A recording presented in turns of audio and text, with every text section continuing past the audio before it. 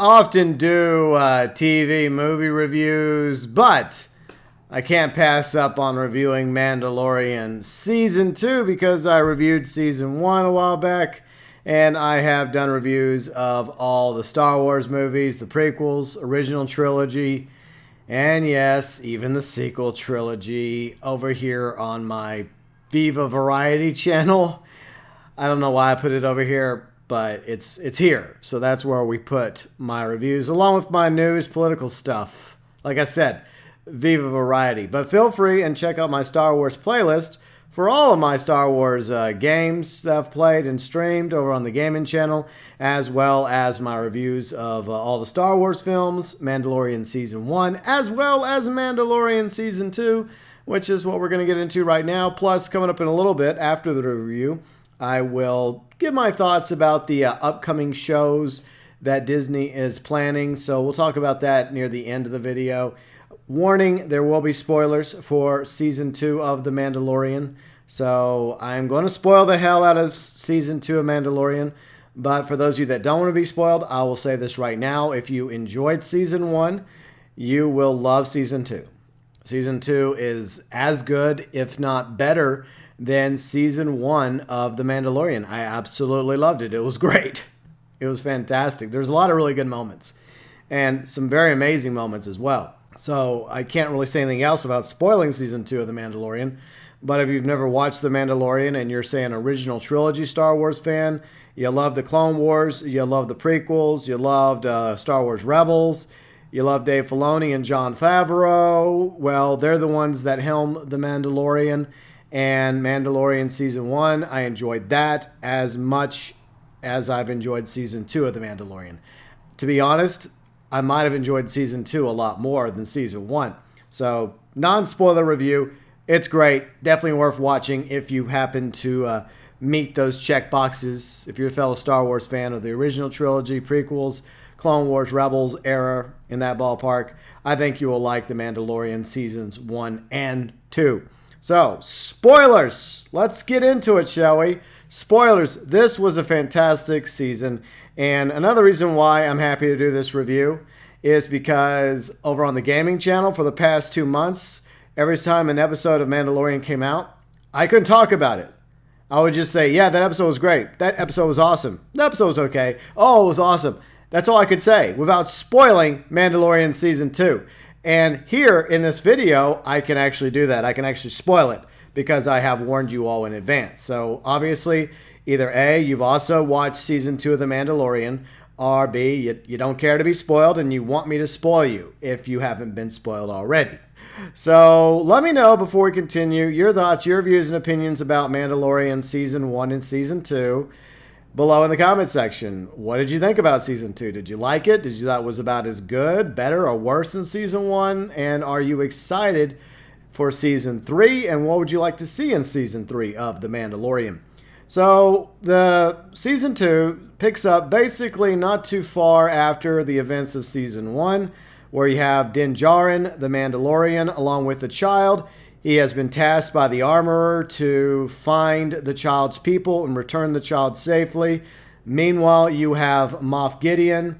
He is trying to hunt down the child and capture him. And you always have this little cat and mouse game going on where Din Djarin is trying to find out where to take the child, if there's any of these Jedi left in the galaxy. By the way, Pedro Pascal did a great job once again in Season 2 as the Mandalorian, even though most of the season he had to wear a helmet because he's a Mandalorian, and that's just the way it is. But it was amazing, the range of emotions that he put out there, even with the helmet on, and props to the entire cast of The Mandalorian Season 2, including Pedro Pascal, as well as Giancarlo Esposito, a fantastic actor. You know, from Gus from Better Call Saul. He was also in Season 1 and 2 of The Boys. He was in Homicide. That's the first time I saw Giancarlo Esposito was in Homicide: Life on the Street, a great show from back in the day. He was a lot younger back then. He's come a long ways since Homicide: Life on the Street. Plus, he was pretty good in Revolution, a short-lived TV series. He was one of my favorite characters on that show. It was very short-lived, but Giancarlo, of course, awesome actor from Better Call Saul, Breaking Bad, And as Moff Gideon, he is fantastic. He's obviously on the hunt still for the child, trying to find out where the child is and capture the child and get the child away from Jin Darin, who is trying desperately to reunite the child with his quote-unquote family, with his kind, and hoping not to have anything bad occur to the child. But a few things that do transpire in Season 2 of The Mandalorian. I won't go over everything. He goes back to Tatooine, of course. You can't have a Star Wars show or movie or series without Tatooine. It's always there. Even though it's all the way out in the Outer Rim, it's the planet that if there was a center of the galaxy, it would be the planet from the farthest from, according to a certain farm boy. Yeah. Tatooine always has to somehow find a way in Star Wars, one way or the other. So the Mandalorian and the child end up going back to Tatooine. They meet up with the mechanic at Mos Eisley. I forgot what her name was. I forgot to write her name down, so I do apologize to her. And he ends up trying to find this abandoned town, or this kind of like this ghost town or small Western-themed town. It has kind of like a Wild West vibe to it. He's on search for the Marshal because he thinks the Marshal might also be a Mandalorian because he has been spotted wearing Mandalorian armor. Turns out the Marshal is a character called Cobb Vanth, played by the legendary Timothy Olyphant. He was in Deadwood and I think Justified. He also was in Santa Clarita Diet with Drew Barrymore. That was a great show on Netflix. Love that show. And he's a great actor, Timothy Olyphant, and he did great as Cobb Vanth. You have this small town versus the Tusken Raiders. It really does flesh out the Tusken Raiders a little bit more, and that's something that they did a little bit in Season 1. The last time The Mandalorian went to Tatooine. So the Tusken Raiders have always been very unlikable in Star Wars original trilogy and prequel trilogy, but here you kind of see their point of view. And the Sand People have a little bit more grievances now. How they recognize that Tatooine was originally theirs and everyone else is invaders. And there's obviously issues between the Tusken Raiders and the people of this small town that Cobb Vanth is marshal over. And the armor that Timothy Olyphant's character is wearing looks very similar to a certain bounty hunter that allegedly got eaten by a Sarlacc in Return of the Jedi. So Cobb Vanth, who's wearing Boba Fett's armor, and the Mandalorian team up along with the Tusken Raiders and the townsfolk to take down a common enemy, a big giant crate dragon. And it's an epic battle between all of them and the crate dragon. And it really finds a way of bringing these humans together, not just humans, but other species as well that live in this town that the Marshal is over. And the Tusken Raiders, they put aside their differences in order to defeat a common foe, along with help from the Mandalorian. And so they defeat the Krayt Dragon. The Krayt Dragon looked epic, by the way. It looked awesome. There was also the pretty cool X-Wing chase. And I believe Dave Filoni got to do a little cameo. Another actor got to do a cameo as an X-Wing pilot.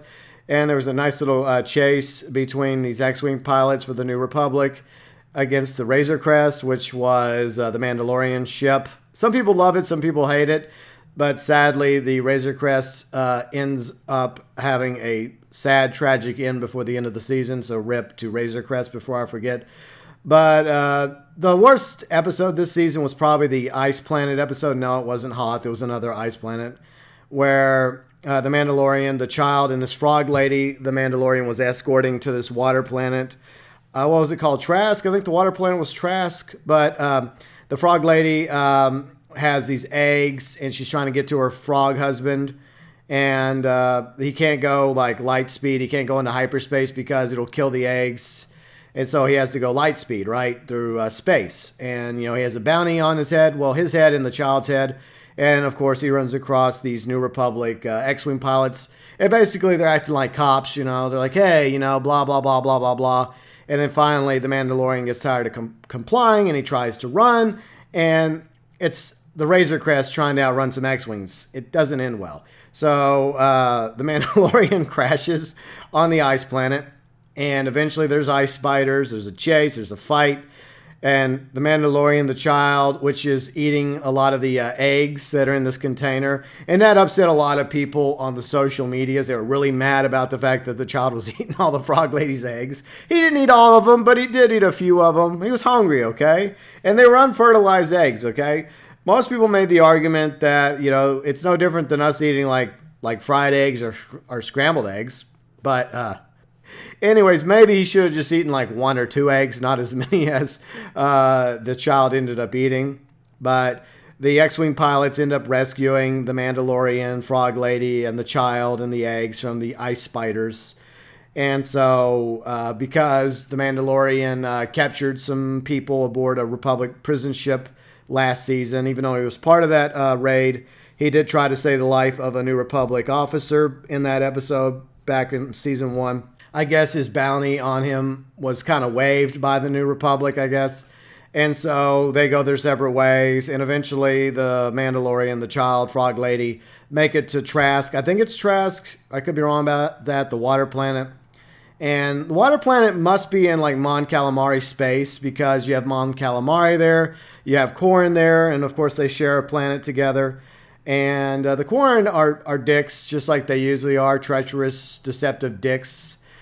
Unfortunately, there wasn't really a good Corrin there. Most of them were deceptive, and I kind of think that might be problematic for some people out there.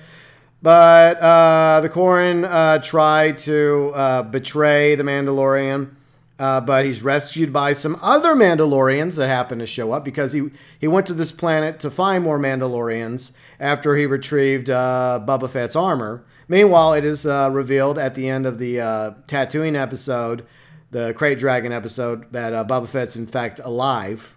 So he's alive. He'll be a factor later. But on the water planet, you have the Mandalorian, the child, run into some more Mandalorians led by Bo-Katan. Now, Bo-Katan, you may remember her from the Clone Wars as well as Rebels, voiced by Katie Sackhoff from Battlestar Galactica. She was also in Longmire. Great actress. She's a great person. And Katie Sackhoff does a good job portraying Bo-Katan in live action. So she not only voiced the character, she also portrays Bo-Katan beautifully in The Mandalorian. So Bo-Katan's there along with 2 other Mandalorians. They're called Night Owls, and they take off their helmets. And of course, that kind of shocks the Mandalorian because he was raised as a foundling to never take off your helmet. He's part of the Watch, and they're, I guess, a bit more extreme, and they're raised to never take off their helmets. But a lot of other Mandalorians, as we have noticed in the Clone Wars as well as Rebels, do take off their helmets. And so he was shocked by the fact that Bo-Katan and the 2 other Mandalorians with her, one of them, her name was Casca Reeves. I think she's played by a wrestler or something. I forgot her name. But anyways, they take off their helmets. And so it's a little animosity between the 2. And the Mandalorian helps Bo-Katan get this ship and weapons from an Imperial remnant that was allied with Moff Gideon, or they served Moff Gideon. And so she helps him out and points the Mandalorian and the child to Ahsoka. Yeah, Ahsoka's still alive. So he goes and he finds Ahsoka on this barren planet that's being destroyed. And Ahsoka is portrayed in live action by Rosario Dawson. I thought Rosario Dawson did a great job.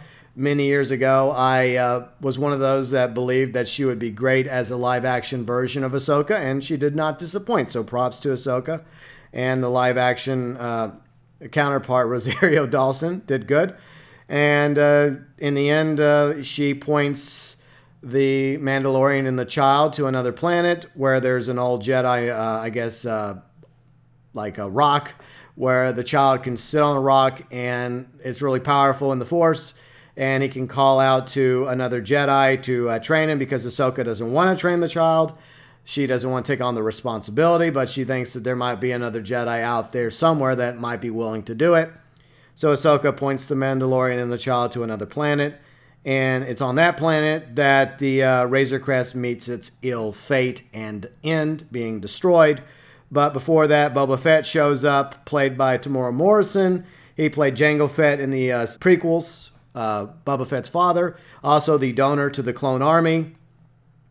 And it was retconned in the original trilogy where Tamora Morrison did end up revoicing Boba Fett's lines in Empire Strikes Back. Originally, Boba Fett was portrayed by the late Jeremy Bulloch, who recently passed away on December 17th, 2020, tragically.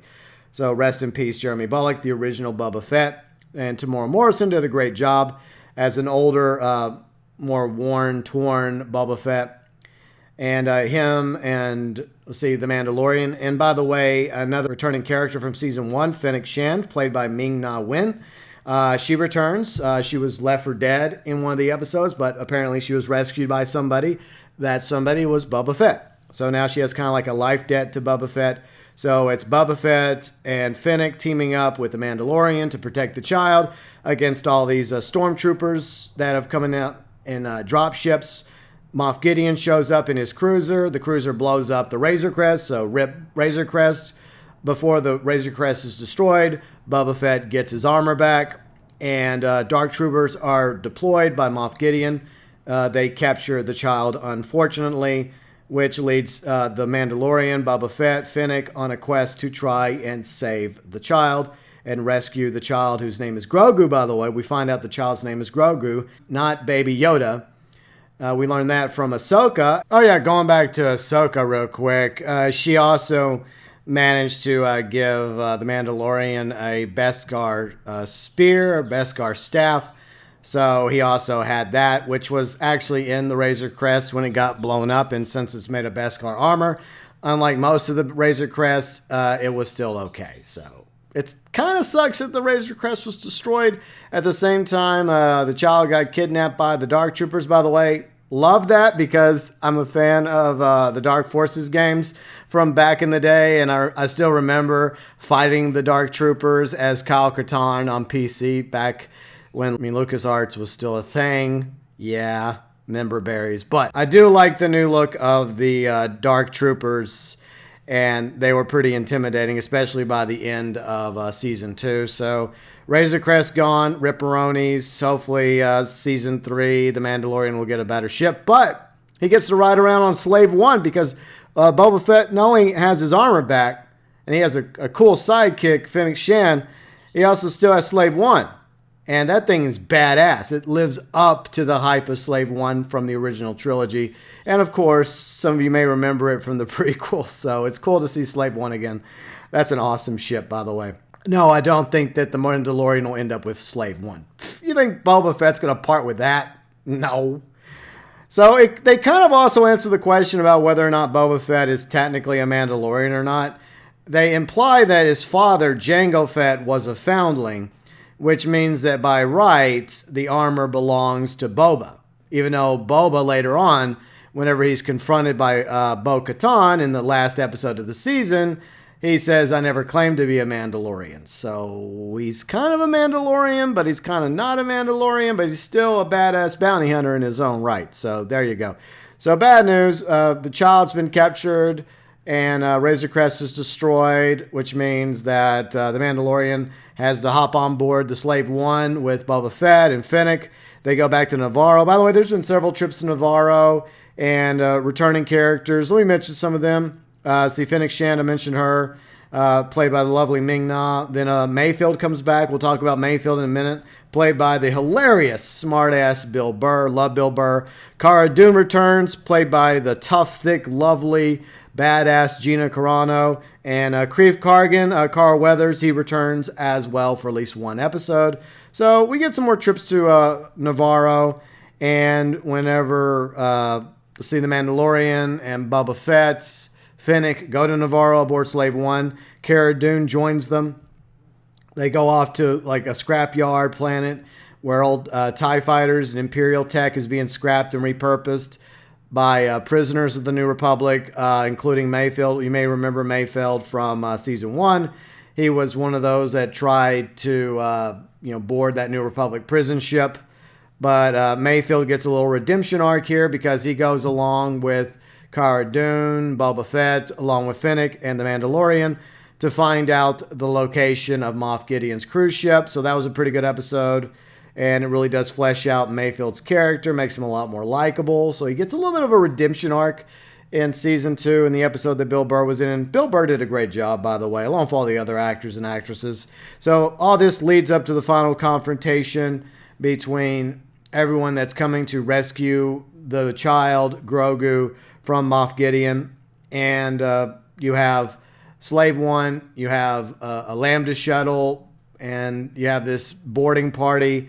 It's epic. This firefight breaks out across the cruiser. And if there's one thing that I could critique The Mandalorian Season 2 on, besides some of these episodes being way too short, it should be a little bit longer, I think. Maybe in the future they'll do a better job fleshing out these episodes, because the episode where they were on the water planet, Bo-Katan and the other Mandalorians, the Night Owls, and the Mandalorian, they could have all had a little bit more dialogue, a little bit more time to talk about the background, what's been happening since the Purge, since the fall of Mandalore. A little bit of dialogue would have been nice in that episode, a little bit of feedback, a little bit more information, world lore building right there. But going forward, hopefully they'll do a better job of fleshing out the episodes a little bit more, because some of these episodes were a little too short. But the season finale was pretty good. It wasn't extremely long, but it was good. It was really good. As I mentioned, you have this rescue party. The last chapter, the last episode of the season was called The Rescue. They board Gideon's cruiser. They're kicking the crap out of the stormtroopers. They're being wrecked. And nobody really takes any casualties. No, there's only 2 Mandalorians that go with Din Djarin, Bo-Katan, and Casca. Casca, Bo-Katan, they go with the Mandalorian along with Cara Dune and Fennec. They board, while Boba Fett created a kind of a distraction in Slave One before he jumped away. And the stormtroopers get completely wrecked. All the officers get wrecked. And you have a scene with, let's see, Moff Gideon having the Dark Troopers activated. It takes some equipment to activate the Dark Troopers. And you also have the return of the scientist from Season 1. What's his name? I forgot his name. But anyways, he returns. He helps them out. He gives them some information, how to save the child, how to stop the Dark Troopers or prevent them from getting out of their room. But an epic fight breaks out between one of the Dark Troopers and the Mandalorian. And the Dark Trooper is just almost destroying the Mandalorian. But fortunately, Mandalorian has his Beskar spear, his Beskar staff, and he manages to get a stab underneath the helmet and manages to take out one of the Dark Troopers. The rest of them are trapped behind blast doors. They're trying to break through the blast doors or regular doors, and they get flushed out into space, the Dark Troopers, and the ship is taken. But now they're trying to find Moff Gideon. Turns out Moff Gideon, who has the Darksaber, which is what Bo-Katan's after, because in order to be leader of Mandalore, in order to unite all the tribes, the factions of the Mandalorians together, she needs to have the Darksaber. Of course, Sabine gave her the Darksaber back in Rebels, but somehow Moff Gideon got it from her. So now she has to get it back. So she wants to confront Moff Gideon. She wants to fight him in order to rightfully reclaim the Darksaber. But to her shock, Moff Gideon is not on the bridge, because Moff Gideon has the child in the brig, I guess. He has his Darksaber lit up. He has a little dialogue between him and the Mandalorian. They go back and forth. Moff Gideon's trying to use his intellect to manipulate the Mandalorian into saying, look, all I wanted was a sample of his blood. I just wanted to study it. You can take the child. Just take the child. Leave my ship. And that'll be it. Of course, Mandalorian kind of falls for it. He reaches down to try and take the child. But, of course, Moff Gideon tries to strike the Mandalorian with the Darksaber. A fight breaks out between the Mandalorian and Moff Gideon. Darksaber versus Beskar armor and the Beskar staff. Eventually, the Mandalorian prevails. He defeats Moff Gideon, disarms him, spares him, saves Grogu, takes Grogu and the Darksaber and Moff Gideon to the bridge. Of course, Bo-Katan's not really happy about this, because she wanted to fight Moff Gideon. She wanted to defeat him in order to rightfully reclaim the Darksaber, which at the moment she can't. And even though the Mandalorian just tries to give it to her, he's like, hey, I yield. Here, take the Darksaber. It's yours. Moff Gideon is still, even though he's captured, he's still trying to manipulate people against each other. He's like, oh, she's going to have to fight you now in order to reclaim the Darksaber. So there's some divisiveness happening. He's trying to sow some seeds of dissent in the ranks. And all of a sudden, you have the Dark Troopers reboard the cruiser, and they seal the black doors on the bridge. So you have Finnick, you have the two Mandalorians, the Night Owls, Bo-Katan, Casca, you have the Mandalorian himself, you have Cara Dune, captured Moff Gideon, and Grogu on the bridge, and the Dark Troopers are trying to bang through the blast doors to get to them all and kill them all and rescue Moff Gideon. And one lone X-Wing shows up, and Cara Dune makes a smart-ass comment like, oh, one lone X-Wing, we're saved. And for a moment, I just like sitting there in shock, right? I was like, no way. It can't be. It can't be him. Oh, and so all of a sudden you see on the security cameras in the bridge, right? You see this hooded figure walking down a hallway, and you're thinking, oh wait, no way, it can't be him. It cannot be him. And then all of a sudden you see the Dark Troopers like engaging this hooded figure who has a lightsaber and force powers. And it goes from black and white to all of a sudden a shot from behind of this hooded figure finding his way through the ship. He has a green lightsaber and he has a glove on one of his hands. It is so freaking awesome. And you know right there who it is. If you're a Star Wars fan, you know who it is.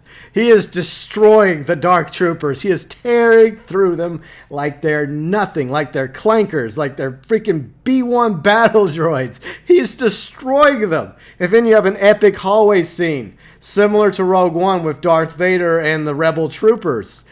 It's so good. He's just tearing them apart. And it turns out, yes, Luke Skywalker. It's Luke f***ing Skywalker. Sorry for the language. I know, Disney show, Star Wars, right? No F-bombs. I'm sorry, it happens. He shows up, and it's actually Mark Hamill. It's a de-aged Mark Hamill who shows up. I mean, the de-aging could be a little better, but it's passable, right? It's passable. And so Luke is the Jedi that answers Grogu's call, and he has come to train Grogu because Grogu is very powerful in the Force, but without training, he cannot protect himself. He won't be safe until he's properly trained in the Force. So, unfortunately, the Mandalorian has to part ways with Grogu. And at first, the Mandalorian thinks that Grogu doesn't want to leave, but then Luke's like, no, he's asking for your permission because Grogu and the Mandalorian have bonded, obviously. And Grogu sees the Mandalorian as like a father figure, even though Grogu's like 50 plus years old. He's like way older, but he's still a child. So he still sees the Mandalorian as kind of like a father figure. So in the end, the Mandalorian knows that the child, Grogu, has to go with Luke to be trained. And so he has this tearful goodbye, this beautiful moment with Grogu, similar to Return of the Jedi. There's a lot of like Return of the Jedi vibes in this episode. And one is similar to Darth Vader or Anakin taking off his mask at the end when he gets redemption from defeating the Emperor, allegedly, right? You know, you have this moment where, you know, Anakin looks upon Luke with his own eyes, just like Din gets to look upon Grogu with his own eyes without his helmet on. And Pedro did a great job in that scene, by the way. Beautiful scene. And earlier, he had to take off his mask in a different scene, in a different episode, in order to have his face scanned, in order to get the information he needed, in order to find the location of the Imperial cruiser. So it shows how far Din has come as a character, the things he's willing to do for the child. And second, the third time he's taken off his helmet in the series, and every time he takes it off, it makes sense that he took it off. Like in this point, and that point. And the final moment he has with Grogu is very, very touching. And at first, Grogu's kind of hesitant about going with Luke. But then all of a sudden, we give another little cameo that was very touching. You can't have Luke Skywalker. You can't have his X-Wing without a certain astromech droid showing up. And of course, who shows up? R2-D2. So R2-D2 kind of warms up to Grogu. And then Grogu kind of warms up to Luke, and Luke picks up Grogu, and he tells everyone, may the Force be with you, and then he walks off down the hallway. The elevator closes. That's the end of Season 2. What happens to Grogu remains to be seen. Hopefully, Grogu gets reunited with Din eventually. Din Djarin does say, I will see you again. Maybe once Grogu gets a little bit more control over his powers, then he ends up being reunited with Din Djarin. Hopefully so. But that's where season two's left off. You have Cara Dune still alive, Fennec still alive, Boba Fett still alive, along with Cara. I said Cara Dune, Bo-Katan, played by the lovely Katie Sackhoff, Casca. Nobody died, which I don't know. I guess that was the thing about Star Trek, the OG Star Trek, that you kind of appreciated, was there's always a threat when they went down to a planet, and that was the running joke of the red shirts. And I think that's one reason why a few extra, like, Mandalorians should have gone with Bo-Katan, at least for one or two of them to be sacrificed in this battle, because it just felt too OP. Like, the Stormtroopers, for the most part, were a joke this season. They felt like more of a threat in the last part of season one, even though they were always kind of a joke. They were so easily taken out by this team. I mean, I get it. This team was a bunch of badasses. I understand. But at least one or two, like, no-name Mandalorians should have fallen in the fight over the cruiser. But that didn't happen. I mean, yeah, Moff Gideon, who, credit to once again Giancarlo, showed how he went from very smart, very manipulative to scared. He was absolutely terrified at the thought of this Jedi capturing him, because he saw this Jedi tearing through his Dark Troopers, and you could see the terror on his face. And the fact that he managed to get a blaster, he shoots at Bo-Katan. Of course, she's wearing Beskar armor, just like the Mandalorian. He shoots at both of them, and neither one of them are killed. Of course, at first, he's trying to kill Grogu, but fortunately, the Mandalorian dives in front of Grogu and saves Grogu yet again. And then you have Moff Gideon, because he doesn't want to be captured by Luke or the New Republic. He tries to kill himself, but Cara Dune stops him. And that's one thing I kind of wish we would have had a scene like that, because, like, Cara Dune served in the Republic. She served in the Rebellion, so she would be aware of General Skywalker. It would have been nice if she would have been like General Skywalker, or maybe she should have said that, right? That would have been kind of cool, because she would recognize him, because he was a general in the Rebellion, and I'm guessing he still is a general. And you think that maybe Bo-Katan would have been aware of Luke Skywalker as well. I mean, she knew about his father, Anakin Skywalker, and she's obviously friends with Ahsoka. I want Ahsoka, Luke Skywalker team up, or at least them hanging out around a campfire talking about Anakin and Padme. I want that to happen in either a future episode of The Mandalorian or Ahsoka's own show. By the way, we're going to talk about that in a moment. But yeah, season 2 was fantastic. The season finale of season 2 of Mandalorian was beautiful, amazing, and you could tell how excited I was. And I've rewatched that scene of Luke just tearing through the cruiser, destroying Dark Troopers over and over again. It's amazing. And see, as a Star Wars fan, this is what we wanted in the sequel trilogy. We wanted our original trilogy characters to be treated right. We wanted Luke to be treated right. We wanted Leia to be treated right. We wanted Lando, and we wanted Han treated right. And for the most part, I feel like JJ and Rian Johnson and Kathleen Kennedy failed miserably with that in the sequel trilogies. Whereas Dave Filoni and Jon Favreau succeeded when it came to Luke Skywalker in only a few minutes. They gave us the Luke Skywalker that we wanted to see since the end of Return of Jedi. A fully fledged, fully powered Jedi Master, destroying Dark Troopers. Amazing. Absolutely amazing. Just like this season was. The weakest episode was probably the ice planet scene. It was still fun. It was a fun scene. The X-Wing chase, the ice spiders, Grogu eating all the damn eggs. But overall, very solid second season of The Mandalorian. It just as good, if not better. I would say it's probably better than season 1. I loved it, especially the season finale and those final moments of Luke Skywalker showing up. The truth is, I really feel like this would have been better as a series finale, and maybe like save this for like a season or two from now. But we got it now, and I can see why it happened now. It was still great, but I don't know how they're going to top this in season 3. I guess we'll have to wait till Christmas 2021, a year from now before season 3? Damn, that's a long wait. And there was also a kind of like a post-credit scene back at Jabba's palace with a fat Bib Fortuna. Yes, Bib survived. The white, I guess, the albino Twi'lek, Jabba's right-hand man. He survived Return of the Jedi. And Legends, he survived. But he had a little bit different fate in Legends. We won't go there.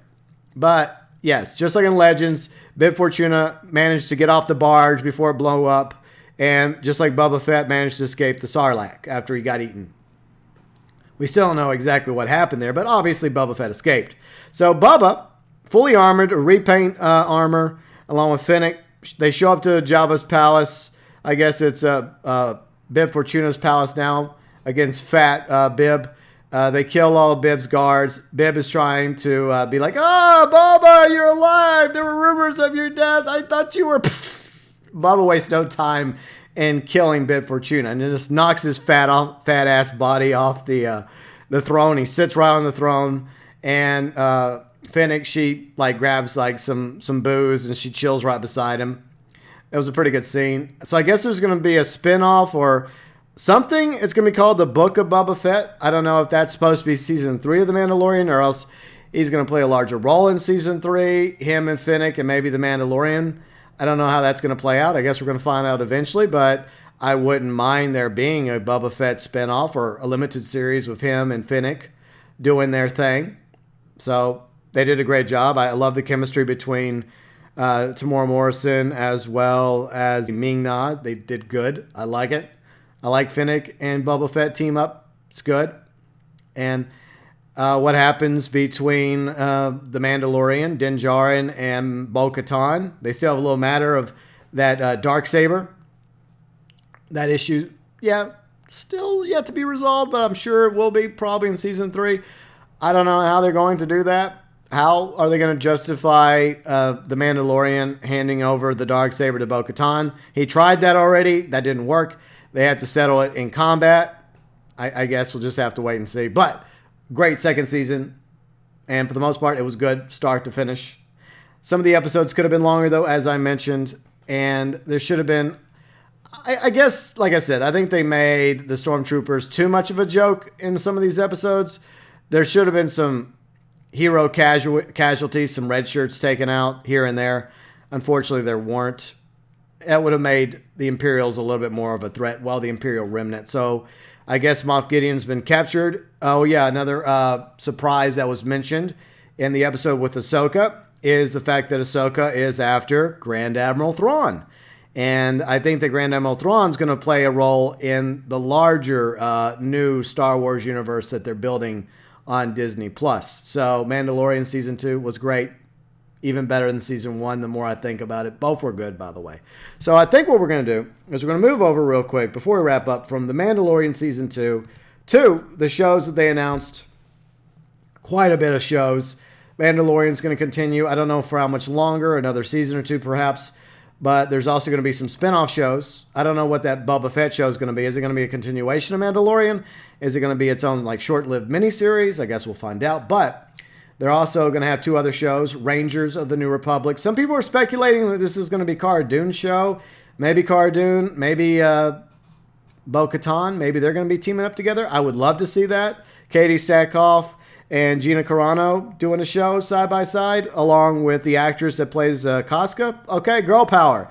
The girl power in the season finale was actually done right, unlike Avengers Endgame. Even though I loved Avengers Endgame, not as much as Infinity War.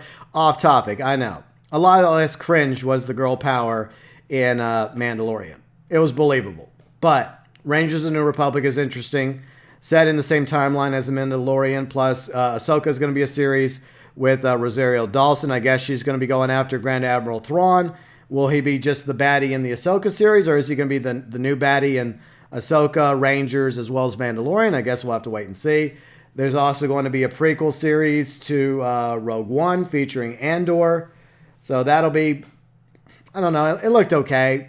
I guess it's like going to be following Andor and the early days of the rebellion from his point of view. And we're also getting a short-lived Obi-Wan Kenobi series with both the return of Ewan McGregor as Obi-Wan Kenobi and Hayden Christensen. This one I find interesting because Hayden Christensen's going to be back in the Darth Vader armor.